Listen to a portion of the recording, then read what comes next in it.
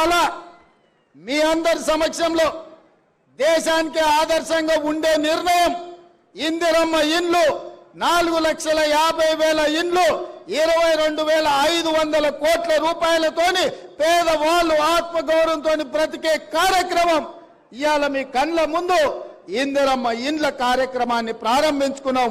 ఇది గొప్ప కార్యక్రమం, పేదవాళ్లకు న్యాయం జరిగే కార్యక్రమం. దీనికి సహకరించిన మంత్రులందరికీ మా ఆడబిడ్డలు పెద్ద ఎత్తున చప్పట్లు కొట్టి మద్దతు పలకండి. ఇల్లు వస్తే ఇంటామనే సంతోషంగా ఉంటుంది. ఇంటాయన అక్కడక్కడ తిరిగి వస్తాడు, సాయంత్రం బెల్ట్ షాప్ కాడికి పోయి వస్తాడు. ఏమక్క అంతేనా? నగదు ఆడబిడ్డ దగ్గర ఉంటే పిల్లల చదువులకు వాడుతుంది, పాలకో పెరుగుకో ఇంటి మంచి పనికి వాడుతుంది. ఇంటాయన చేతులు ఉంటే సాయంత్రం పోయి చక్క బెల్ట్ షాపులు ఇచ్చి వస్తాడు. ఇక ఇల్లు కూడబెట్టేది లేదు, ఇల్లు కట్టేది లేదు. అవునా?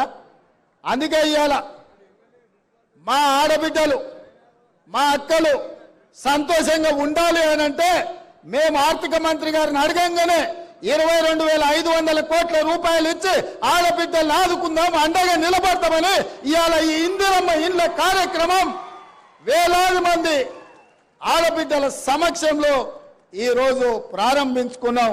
మా మీడియా మిత్రులు ఏమంటలేరా, మీ దాంట్లో పేదోళ్ళు లేరానే? మీకు వద్దా ఇందిరమ్మ ఇల్లు? మీకు ఆరోగ్య భద్రత కార్డు ఇస్తా అన్నాడు, ఇయ్యలే. ఇండ్ల పట్టాలు ఇస్తా అన్నాడు, ఇయ్యలే కేసీఆర్. మరి చాలా మంది నాకు తెలిసి ఇక్కడోళ్ళే పేదోళ్ళే ఇక్కడ ఉన్నారు. అవునా? మీకు కూడా ఇస్తాను నాయన, జర గట్టిగా సప్పట్లు కొట్టుర్రి మా అక్కలతో పాటు. పోయినోళ్ళలాగా వాళ్ళ పార్టీ కండువలు కప్పుకున్నాం అనుకో, లేకపోతే వాళ్ళ పార్టీలో ఉన్న నాయకులకు కోట్లాది కోటీశ్వరులకు ఇల్లు ఇయ్యం, పేదోళ్ళకే ఇస్తాం. నిజమైన అర్హులైన వాళ్ళకే, లబ్ధిదారులకే ఇందిరమ్మ ఇల్లు ఇస్తామని చెప్పి నేను ఈ సందర్భంగా తెలియజేస్తున్నా. మిత్రులారా, మీరు ఒకటే ఆలోచన చేయండి. ఏ పథకం ప్రారంభించినా దాన్ని మొత్తం పూర్తిగా అమలు చేసే బాధ్యత మా ప్రభుత్వం తీసుకుంటుంది. హడావిడిగా ప్రారంభించి అటక మీద పెట్టే ఆలోచన మా ప్రభుత్వం చేయదు.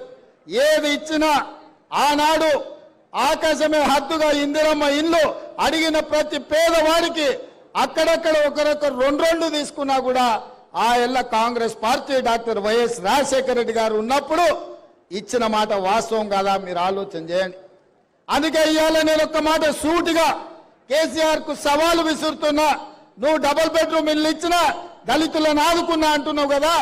ఏ ఊర్లలో అయితే కేసీఆర్ డబుల్ బెడ్రూమ్ ఇల్లు ఇచ్చిండో ఆ ఊర్లలో నువ్వు ఓట్లు వేయించుకో. ఏ ఊర్లో అయితే ఇందిరమ్మ ఇల్లు ఉన్నాయో ఆ ఊర్లో మేము ఓట్లు వేయించుకుంటాం. ఈ సవాల్కు సిద్ధమా అని చెప్పి నేను కేసీఆర్ని అడుగుతున్నా.